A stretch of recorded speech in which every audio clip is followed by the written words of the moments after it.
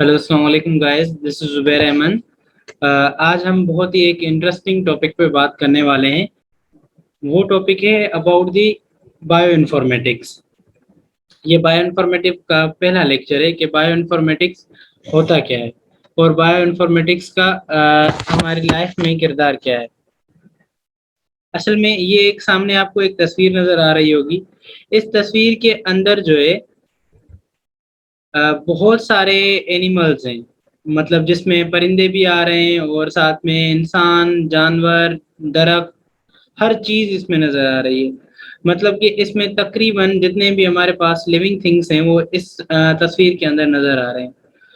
अमूमन ये सारी की सारी जितनी भी बड़ी चीजें हैं ये बिल्कुल एक ना देखने वाले खुलियों से बनी हुई है। मतलब कि बिल्कुल छोटी से छोटी एक हमारे जिस्म में छोटे छोटे घर हैं जो बहुत ज्यादा मिकदार में मिलकर एक ज़ाहिरी जिस्म हमें नजर आता है। तो उस ज़ाहिरी जिस्म को हम सेल कहते हैं। इसी तरीके से पौधों का सेल अलग होता है और जितने भी जानवर होते हैं उनके सेल्स अलग होते हैं।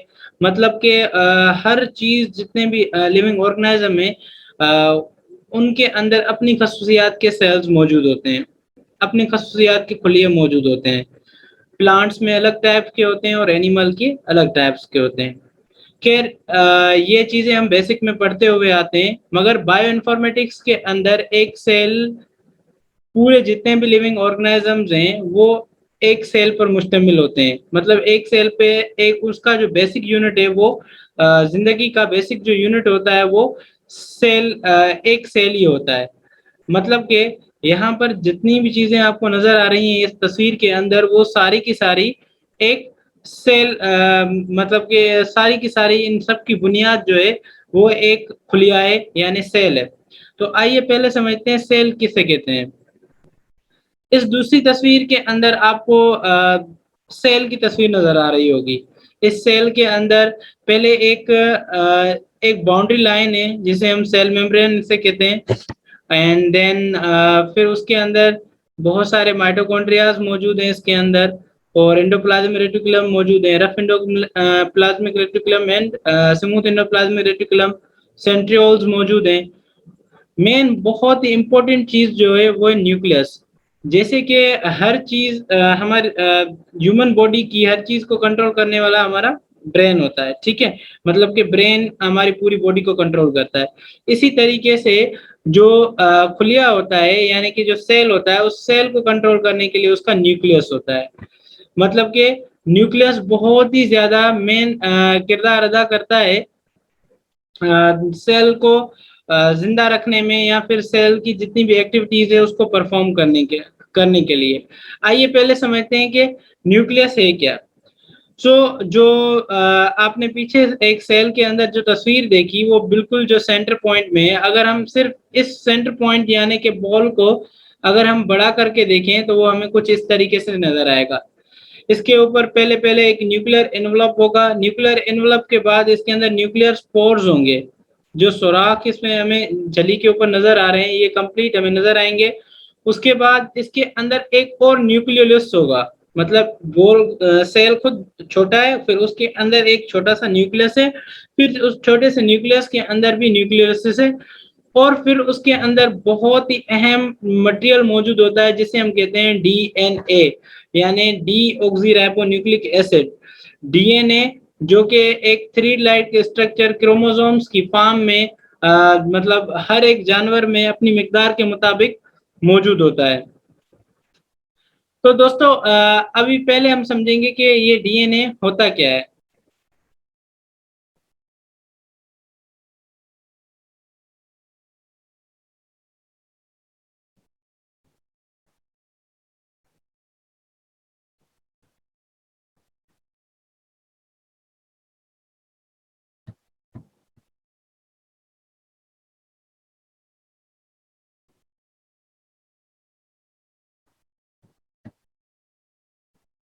देन डीएनए, अब अगर हम समझें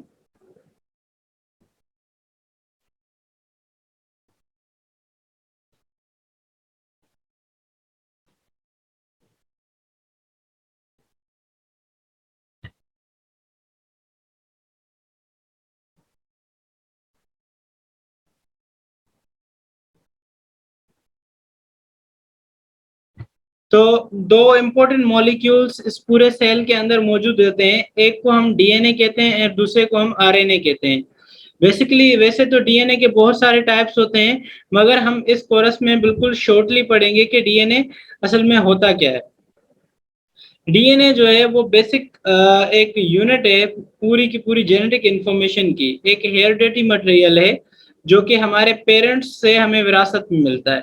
मतलब कि कुछ हिस्सा करेक्टर का हमें मेल मतलब कि हमें हमारे वालिदैन से, मतलब एक हमारी मेल साइड और फीमेल साइड, मतलब अब्बू और अम्मी की साइड से हमें ये डीएनए मटेरियल, जिसे हम जेनेटिक मटेरियल भी कहते हैं, वो हमें इस फॉर्म में मिलता है।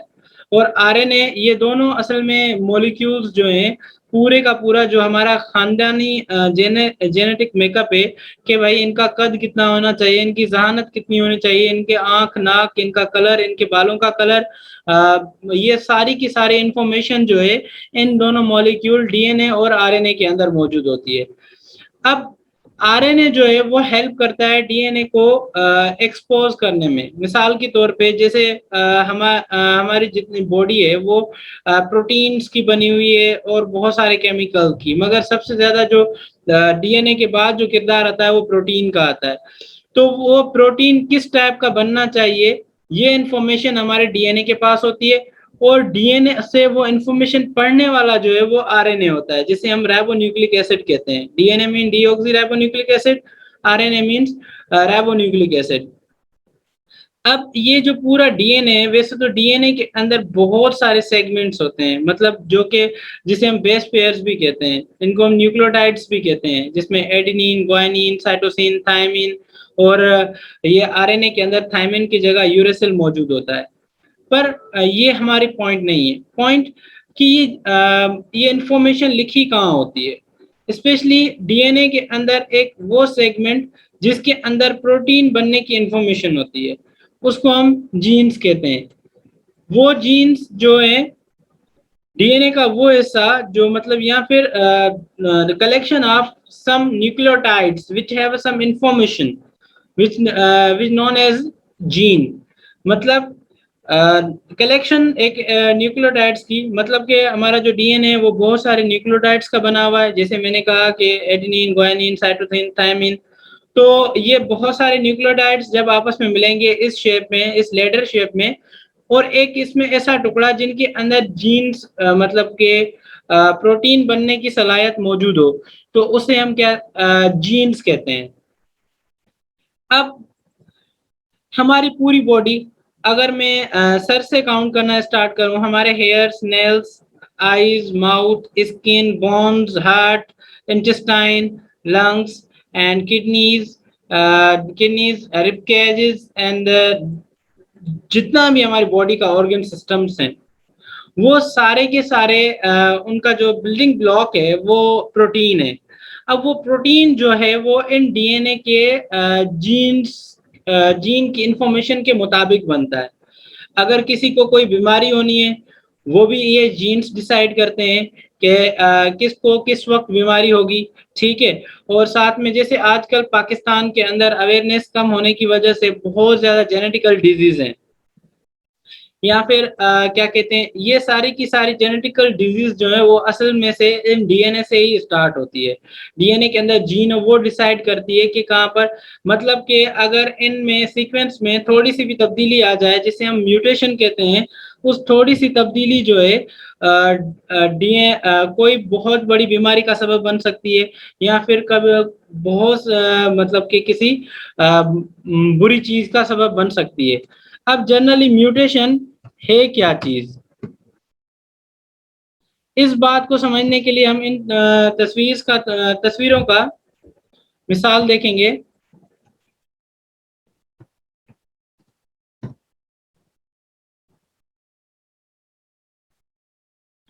जनरली एक एग्जांपल यहाँ पर एक छोटे बेबी की इन्होंने दी है।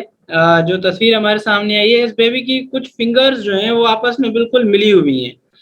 तो ये क्या है, ये असल में यहाँ पर प्रोटीन की गलत फॉर्मेशन हुई है। अब प्रोटीन की इंफॉर्मेशन किसके पास है? जीन के पास है। और जीन किस में मौजूद है? डीएनए के अंदर मौजूद है। डीएनए किसके अंदर मौजूद है? न्यूक्लियस के अंदर मौजूद है। न्यूक्लियस कहाँ पर मौजूद है? एनिमल्स या सेल्स के अंदर मौजूद है। और ये सेल्स के कौन बने हुए हैं? हम जितने भी लिविंग ऑर्गेनिजम्स हैं, हम सारे के सारे जो है वो इस सेल के बने हुए हैं।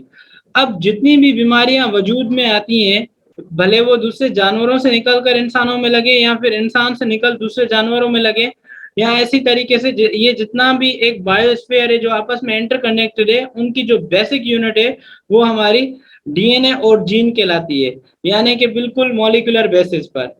अब जैसे कि फर्स्ट मैंने एक तस्वीर यहाँ पर दी थी, उस तस्वीर के अंदर बहुत सारे लिविंग ऑर्गेनिजम्स दिखाए गए।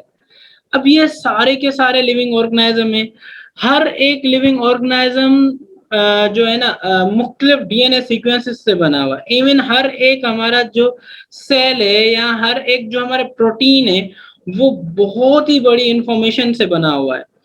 तो साइंटिस्ट ने क्या किया है, इस सारी की सारी जो जेनेटिक इंफॉर्मेशन है उसको मतलब अब हम काउंट तो नहीं कर सकते, बिकॉज हमें यहाँ पर बहुत ही ज्यादा अमाउंट डेटा है जो कि लिखा हुआ है, जिसके अंदर मतलब जितने भी एनिमल्स हैं, जितने भी प्लांट्स हैं, जितने भी रेप्टाइल्स हैं, जितने भी एव्स हैं, जितने भी मेमेलियंस हैं, जितने भी बैक्टीरिया वायरस हैं, ये सारे के सारे एक मतलब एक जेनेटिक मेकअप से बने हुए हैं। तो उसको किस तरीके से हमें याद रखें, तो इसी वजह से साइंसदानों ने एक फील्ड का इर्तिका रखा जिसे हम बायो इन्फॉर्मेटिक्स कहते हैं। बायो इन्फॉर्मेटिक्स जो असल में इस डीएनए की टेक्निकल मतलब कि हमें सपोर्ट करता है। हमें बड़ी से बड़ी डीएनए सीक्वेंस कुछ ही सेकंड्स में मिल जाते हैं। हमें बड़े से बड़े प्रोटीन की सीक्वेंस की इंफॉर्मेशन कुछ ही सेकंड्स में मिल जाती है। तो ये सारी की सारी इंफॉर्मेशन जो हमें दी गई है वो एक बायो इन्फॉर्मेटिक्स जो कि कॉम्बिनेशन है बायोलॉजी, मॉलिक्यूलर बायोलॉजी और प्लस कंप्यूटर साइंस की। तो हम हमारे जो नेक्स्ट लेक्चर्स होंगे हम कंप्लीटली उसके बारे में डिस्कस करेंगे। तब तक अपने दोस्त जुबैर अहमद को दें इजाजत। अल्लाह हाफिज, दुआ में याद।